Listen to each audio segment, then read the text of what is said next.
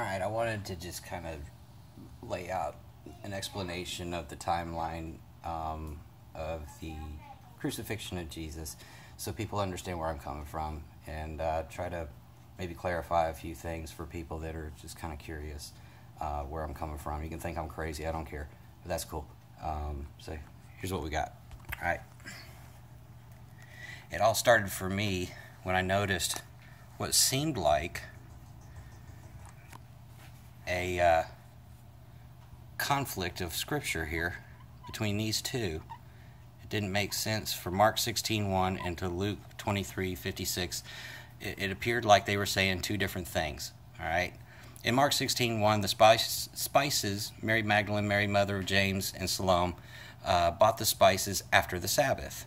But if you look in Luke 23:56, they prepared the spices, then rested on the Sabbath.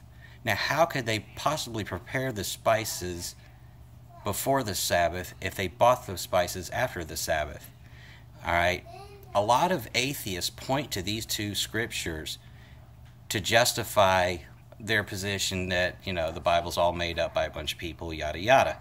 Well, I came across this before I heard about that, but when I heard about that, it made me look a little harder. Okay, there has to be something here, because that is a legitimate question. How is it possible to buy them after the Sabbath and then prepare them before the Sabbath? Well, first of all, let me explain my premise. My premise is, and you may disagree with it, but this is where I'm coming from. This is the core of what I'm basing the logic on. In Matthew 12:40, it says, "As Jonah was in the whale, the belly of the whale or the belly of the beast, so shall the Son of Man be in the earth for 3 days and 3 nights." All right. The second point is the belief that Scripture is divinely inspired and there's no mistakes in it. It's inerrant. And 3, if there's a conflict between the Scripture and a doctrine, then you question the doctrine.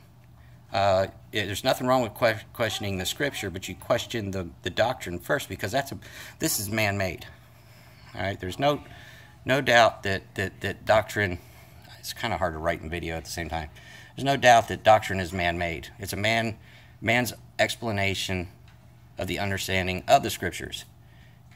It's good to question the Scripture, because sometimes when we have these Bibles interpreted into English from Hebrew, Aramaic, and Greek, that we end up with some loss of the point in the translation. So I'm not saying you can't question Scripture, especially if it's English,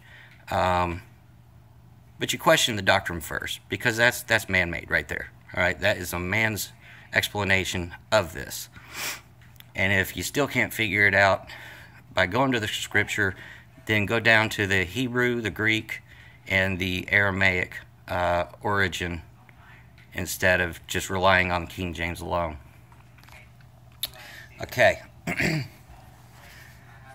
So back to this. How is this possible? Well, for all my life I was taught that, all right, Jesus had the Passover with his disciples, and then he was crucified, and then we had the Sabbath, and then he was resurrected. Well, where were the spices bought? And then there's another problem. If he was crucified, we know he was crucified right before dusk. Say he was crucified in the afternoon of the day, when he died. And we know that he died around 3 o'clock, roughly. I mean, some people say 2 o'clock, some people say 5 o'clock, but he died somewhere in the afternoon, where there was just enough time to get him laid in the tomb before dusk. Well, if he was crucified the afternoon of Friday night would be one night, Saturday would be one day, Saturday night would be 2 nights, Sunday, early in the morning, isn't even 2 full days. So, that's not 3 days and 3 nights. So that creates a major problem with the story that he died on Friday and rose early Sunday morning. Again, we're going back to these 3 principles here. Divinely inspired, 3 days, 3 nights, and if there's a conflict, question the doctrine. So I'm questioning the doctrine big time, right? Then I learned these guys didn't use the Gregorian calendar. As crazy as that sounds, it is as simple as that. They used a different method of calculation, okay?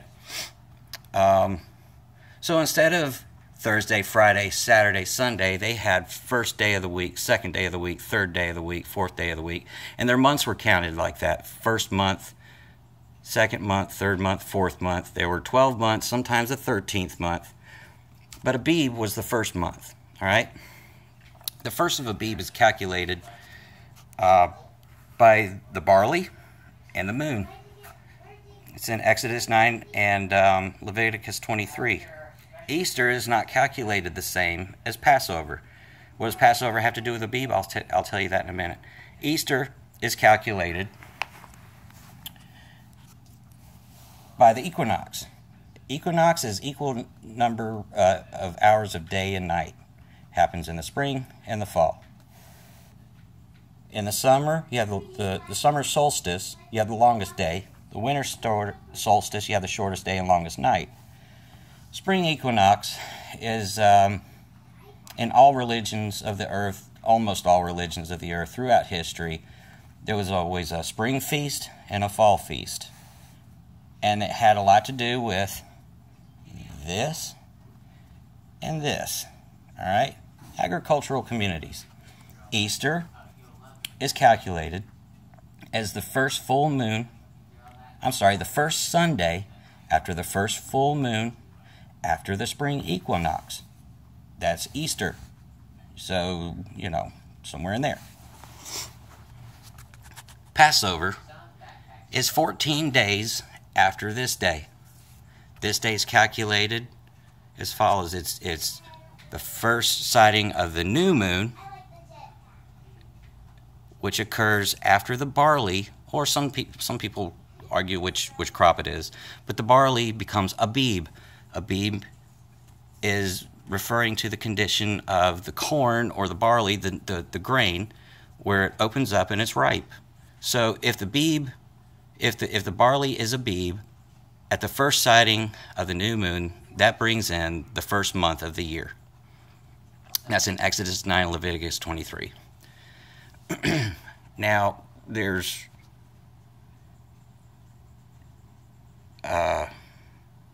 some people will say Nisan.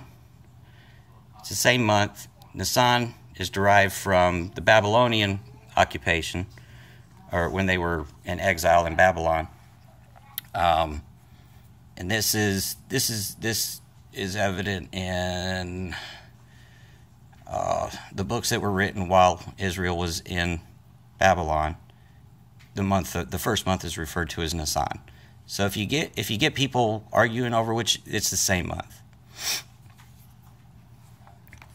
All right. So the 14th day of Abib is Passover. All right. The 15th day is preparation. Passover is preparation day for the first day of the spring festival called the Feast of Unleavened Bread. All right. So a lot of people will say that Passover is the first day of unleavened bread. But it's not. It's also the preparation day for the first day of unleavened bread.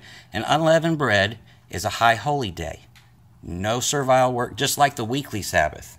On the seventh day of the week, no servile work was done, and no cooking, that sort of thing. So, and you had to get all the leaven out of the house. The leaven represented sin. Now you have a high day here. That's a Sabbath. But then going back to our spices bought after the Sabbath, and then prepared before the Sabbath. Well, there were two Sabbaths. This was a weekly Sabbath. This was what we call Friday. All right? The only way that this can be true is if there's two Sabbaths. You follow me? So they bought the spices after this Sabbath, the high day, the first day of the Feast of Unleavened Bread, and before the weekly Sabbath, Saturday. We know this is Saturday because it's a weekly Sabbath. And we know, let's see, there's Friday, there's Thursday, this will be Wednesday, this will be Tuesday, Monday, all right, and so on. Okay. And then Monday, there were other things going on. We're not going to worry about that now. So, that would place Passover on Wednesday. All right. The lamb was chosen on the 10th day in Exodus 12:3. On the 10th day was also the day that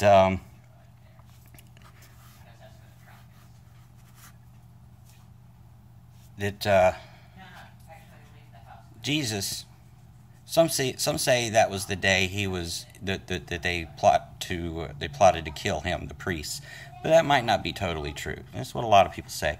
The donkey, and when Jesus turned over the tables and condemned the leaders, that happened here on Sunday. The plot to kill Jesus, I think, happened here Monday, because it says in Matthew 24 through 26, I can't remember if that's when Judas took the 30 pieces of silver or the plot to keep. But anyway, there is a verse that said, in 2 days, the Son of Man will be, he predicted his own death in 2 days. And that coincided with the events that all happened around the same time. Judas taking the 30 pieces of silver, the plot to kill Jesus, when the woman poured the alabaster box over Jesus' head to prepare him for his burial.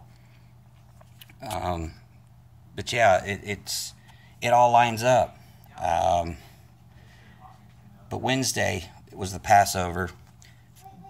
Tuesday night was when the Last Supper happened. All right? That was not a Passover setter. Jesus died at the exact same time that the Passover lamb was being sacrificed or killed at the temple. Because as we all know, Jesus is the lamb that was slain for the sins of the world. Jesus was the Passover lamb. You've read those verses. You'll know where I'm coming from. Well, why wouldn't he die on Passover if he was the Passover lamb? All right, so that's it. Now here's the thing, though.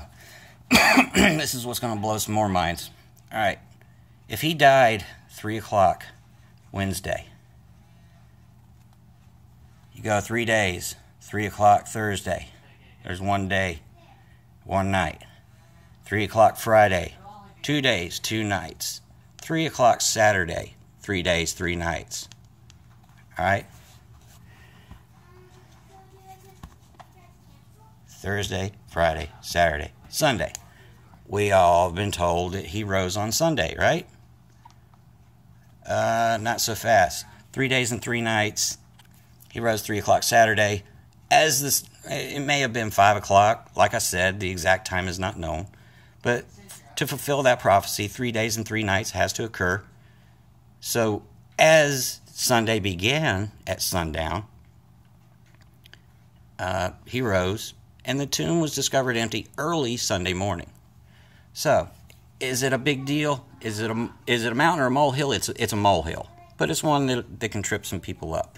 An important thing to understand is that we have this thing called a clock, right? This is what runs our lives.